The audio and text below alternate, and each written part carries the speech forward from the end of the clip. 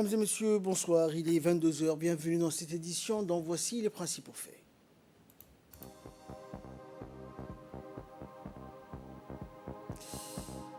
Le ministère de la Jeunesse et de la Culture a organisé un atelier de réflexion pour la mise en œuvre des options de stratégie de proximité. Et dans l'actualité internationale, le climat, l'ONU s'inquiète des prévisions de production des énergies fossiles. Bonsoir à tous.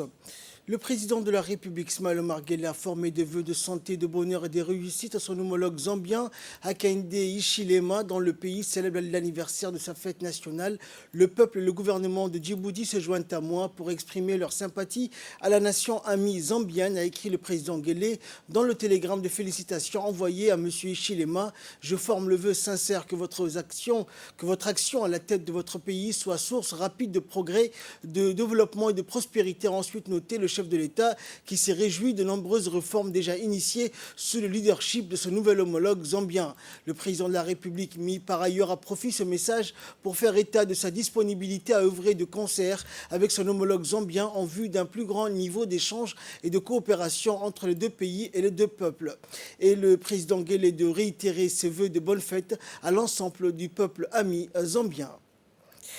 La ministre de la Femme et de la Famille, Mouna Ousmane Adan, a présidé ce week-end une cérémonie de fin de formation organisée par son ministère au niveau du Centre d'action sociale et d'autonomisation de la femme, le Centre CASAF, en partenariat avec la TICA. Cet atelier de formation de formatrices en pâtisserie a été animé par Mustapha Bourek, un expert pâtissier turc, qui a duré donc une semaine et qui avait pour but de renforcer davantage les compétences des jeunes cuisinières sortantes à travers un accompagnement post-formation, et cela pour faciliter leur insertion socio-économique.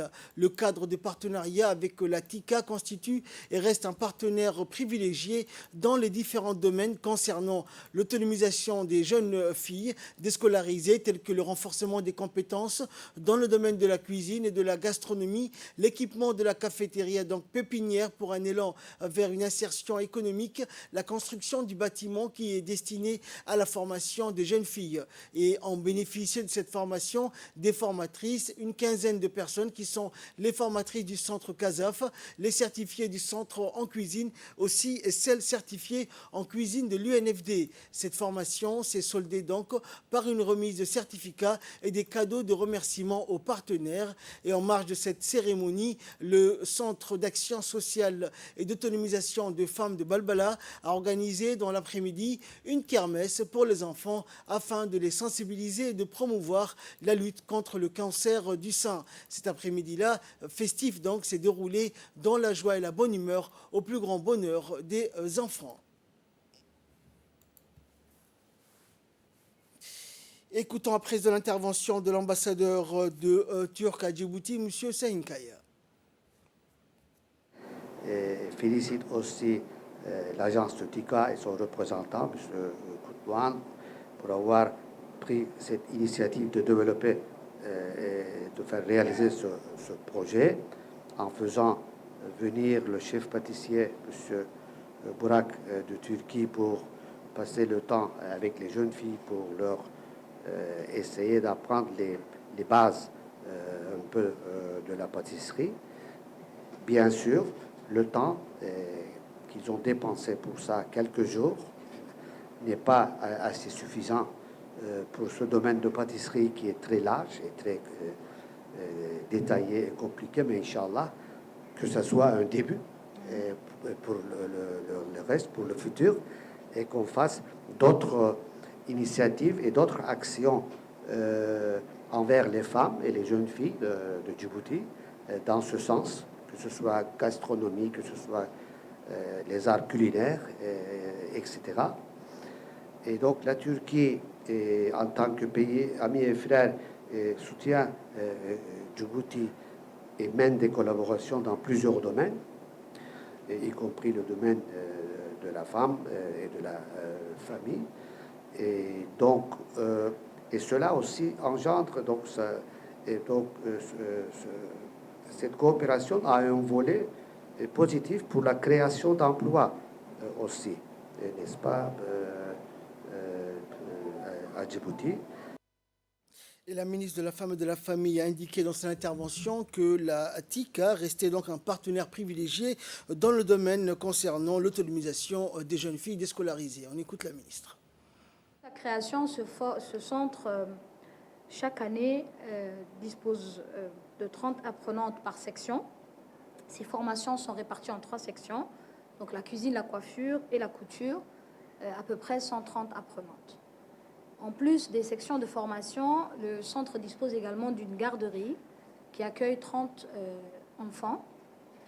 Et si en termes de chiffres, on peut donner, donc depuis 2017, nous avons eu à peu près 900 jeunes filles qui ont bénéficié des formations offertes par le CASAF. Sur ces chiffres, il y a 653 qui ont été certifiées et 40% de ces jeunes filles ont été insérées sur le marché du travail. Le ministère de la Femme et de la Famille souhaite aller encore plus loin et réorienter les missions du CASAF pour faciliter l'inclusion des jeunes filles en échec scolaire à travers nos différents partenaires techniques et financiers qui entourent le ministère.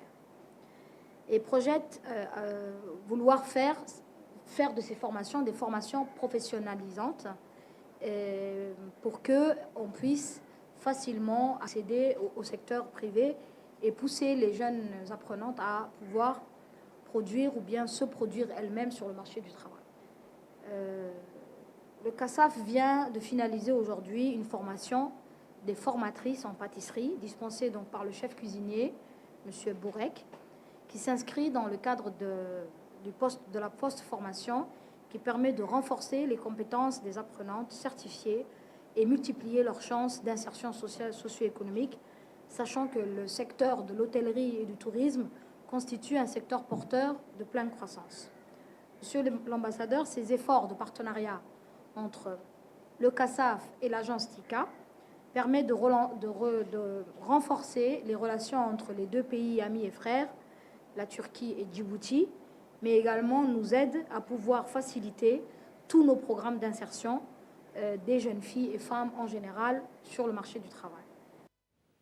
Sous la houlette de la ministre de la Jeunesse et de la Culture, Dr Hibo Moumine, le Palais du Peuple a abrité ce week-end également un important atelier de lancement de l'étude CAP, connaissances, aptitudes et pratiques des jeunes.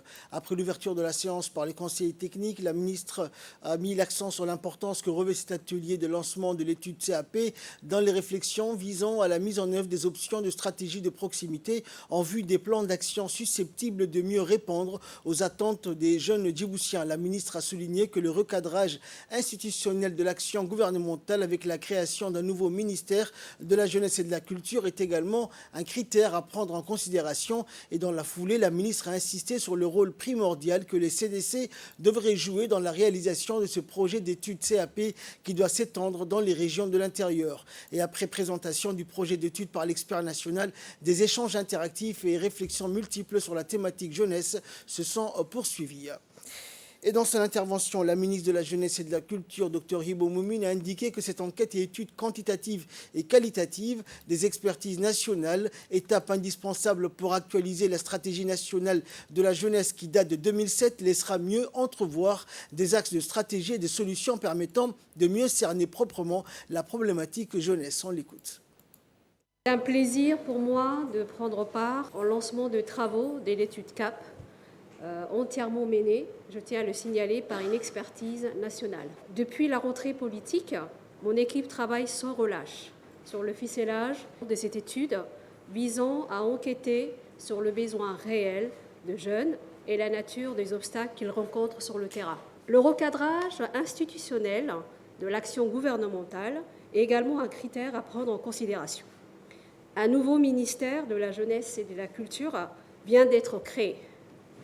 Il a en charge la responsabilité de conduire la politique de développement de la jeunesse et de la faire porter l'héritage culturel et les valeurs les plus précieuses de notre identité nationale.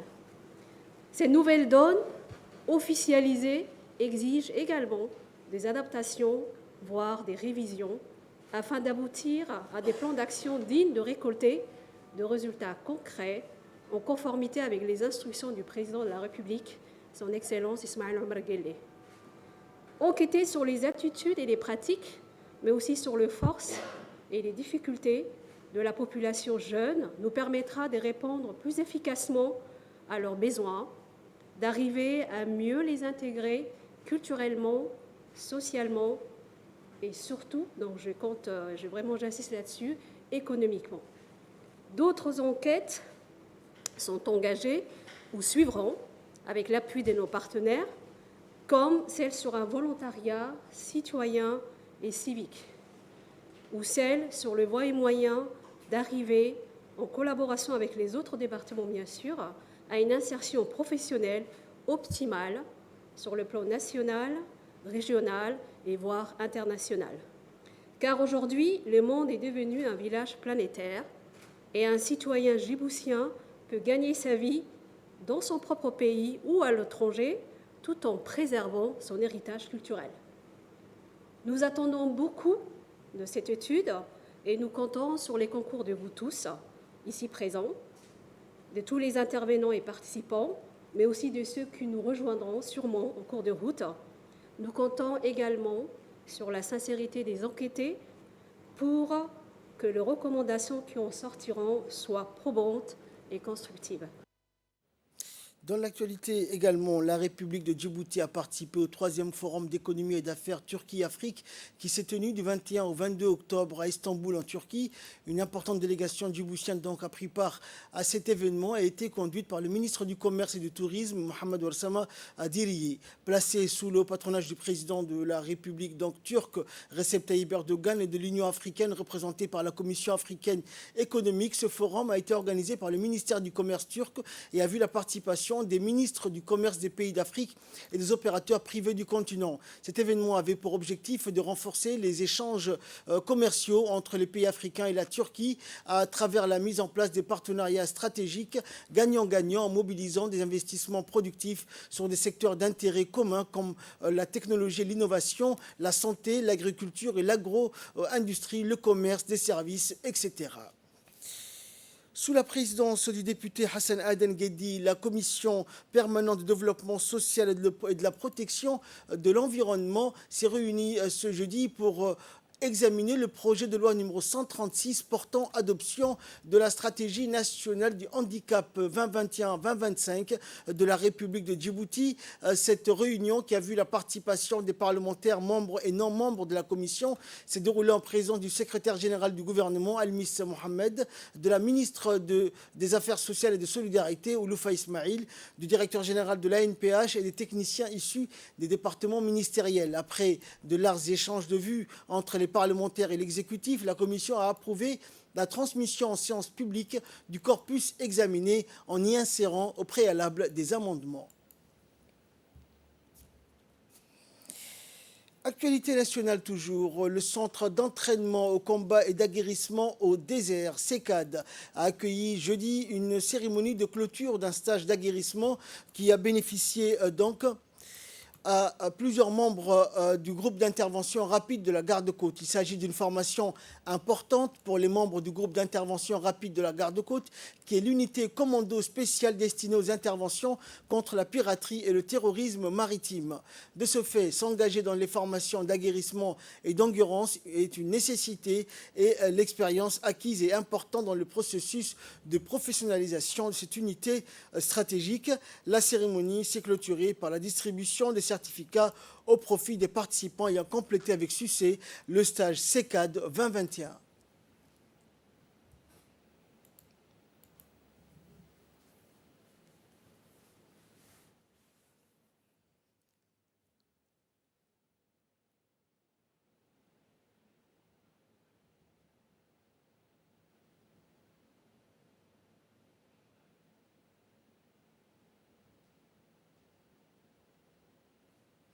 Et dans son intervention, le colonel Botteron, chef du corps du 5e régiment interarmes d'Outre-mer, a dans un mot prononcé réitéré sa satisfaction d'accueillir à nouveau des participants issus de la garde-côte djiboutienne au stage du CECAD. Messieurs, au terme de ce stage au CECAD, donc je tenais à vous adresser quelques mots, en commençant par remercier le colonel Bogoré, commandant des gardes-côtes de la République de Djibouti, d'être présent à mes côtés pour présider cette cérémonie de clôture de stage. En premier lieu, comme tous les ans, nous sommes heureux d'accueillir un détachement des gardes-côtes au CECAD. Comme vous le savez, l'objectif du CECAD, c'est de développer la capacité opérationnelle individuelle et collective des stagiaires par l'aguerrissement et la rusticité. L'aguerrissement et la rusticité, c'est des qualités fondamentales pour tout militaire, qu'on soit garde-côte, qu'on soit policier, qu'on soit gendarme. Il faut développer son aguerrissement et sa rusticité. Pourquoi? Parce que quand on pousse ses limites à l'entraînement, ça permet d'être meilleur quand on est engagé en situation opérationnelle. En deuxième lieu, deuxième point, je voulais vous féliciter l'ensemble du détachement des gardes-côtes pour la qualité du stage que vous avez reçu.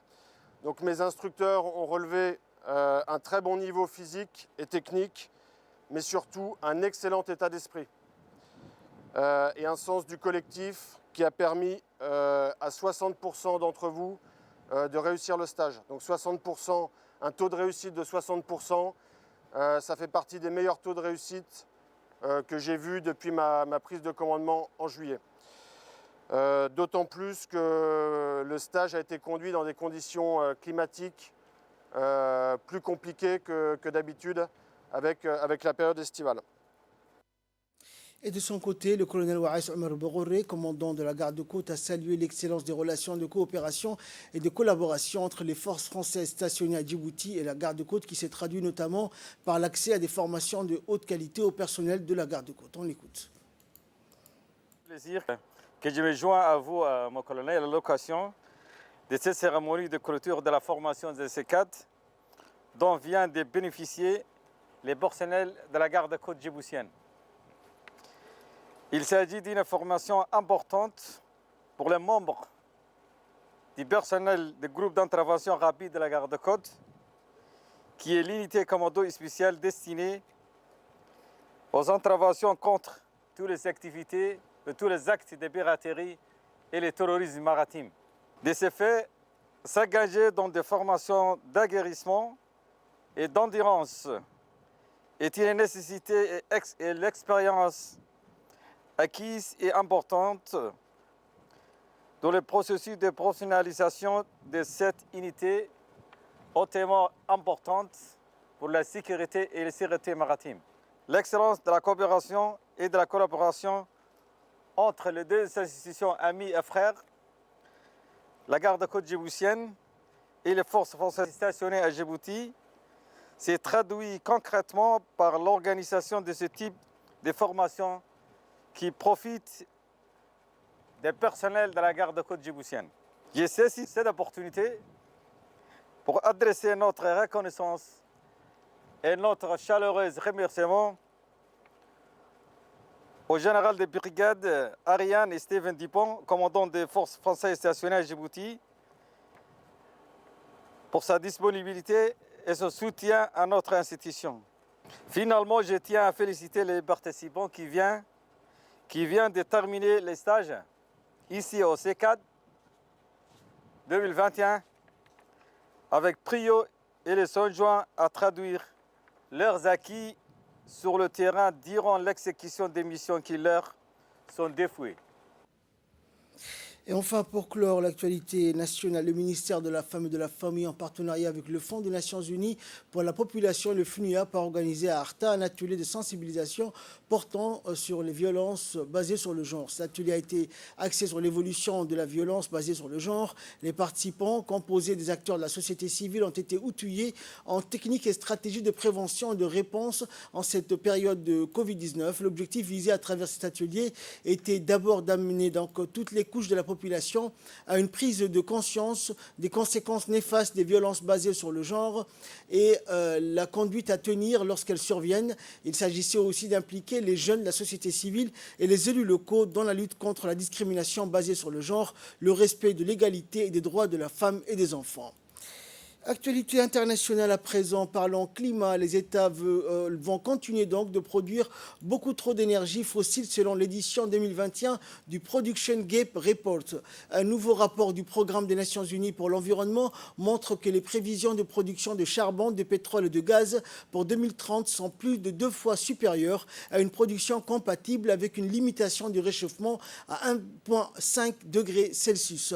Le rapport montre également que le chemin vers un avenir énergétique propre est encore long. Le secrétaire général de l'ONU a ajouté qu'il est urgent que tous les financeurs publics ainsi que les financeurs privés, y compris les banques commerciales et les gestionnaires d'actifs, fassent passer leur financement du charbon aux énergies renouvelables afin de promouvoir la décarbonisation complète du secteur de l'électricité et l'accès aux énergies renouvelables pour tous.